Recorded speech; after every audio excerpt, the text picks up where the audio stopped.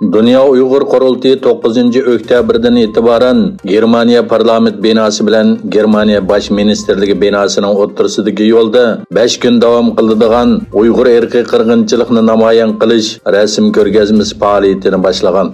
Şinjan saqchi hujjatlarda oshkorlangan Uyg'ur tutqunlarning suratlari hukumatning bu muhim ishki binosining o'rtasida uzun saf shaklda tizilib, hukumat xodimlari va parlament a'zolarining diqqatini jalb qilgan.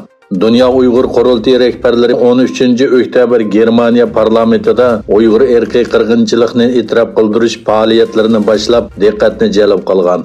Ma'lum bo'lishicha, Germaniya parlamenti 2021-yil Xitoyning Uyg'urlar ustidan yurgizayotgan bostirishlarni insoniyatga qarshi jinoyat deb bekitgan bo'lsa-mu, ammo uni irqiy qirg'inchilik deb atamagan edi.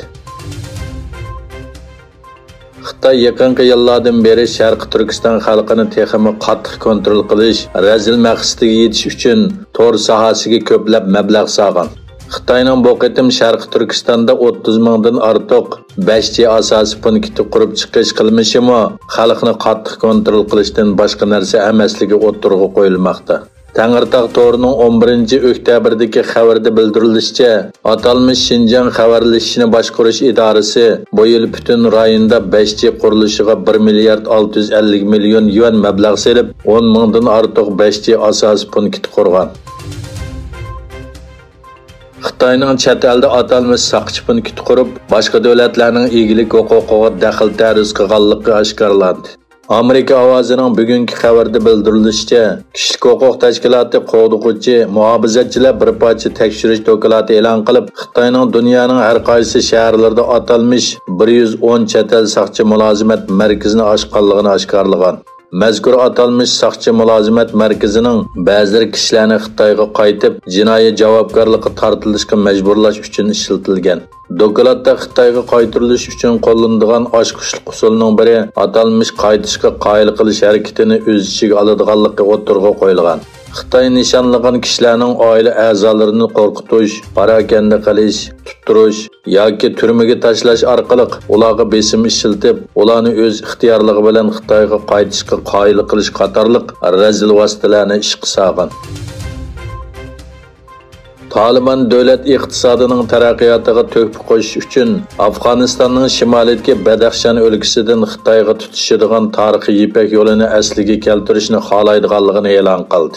Talibanning bayonotchisi Zabrullah Mujohid poytaxt Kabulda o'tkazilgan rayon aloqasidagi xiris va fursat temasidagi yig'inida so'z qilib, Xitoyning Afg'oniston iqtisodining taraqqiyotida muhim o'ringa ega ekanligini o'tirg'i qo'ydi. Bir kunlik rasmiy ziyorat uchun Liviyaga borgan Turkiya tashqi ishlar ministri Mavlud Çavuşoğlu boshchiligidagi vakillar o'miki Tripoliga joylashgan Milliy ittifoqlik komiteti bilan ko'rishdi. Liviya tashqi ishlar va xalqaro hamkorlik ministri Nikla Mankosh bilan Tripolda birlashma muxbirlarni kutib olish yig'ini ochgan Çavuşoğlu Turkiya bilan Liviya o'rtasida hidrokarbon sohasida tushunish eslatmasining imzolanganligini e'lon qildi. İki davlat o'rtasida axborotdan energiya hamkorligigacha nurg'un sohada kelishim imzolandi. Gretsiya, Misr va Liviyaning sharqini markaz qilgan parlament bu kelishimga qarshi turdi. Xabar qilinishicha, Shimoliy Koreya, Janubiy Koreya havo tavalligiga yaqin joyda 10 urush aeroplanini uchirgandan keyin Sharqi dengizga ballistik boshqariladigan bomba atgan. Shimoliy Koreya bayonotida yaqinqi kunlarda elib borgan boshqariladigan bomba siniqining yo'lliq mudofaa ekanligini o'tirg'i qo'ydi. Shimoliy Koreya yaqinqi 2 hafta ichida 8 boshqariladigan bomba qo'yib bergan bo'lib, 4 oktyabr qo'yib bergan bomba 2017-yildan buyon tunji qitim Yaponiyaning sharq shimolidan o'tib Tinch okeanga tushgan.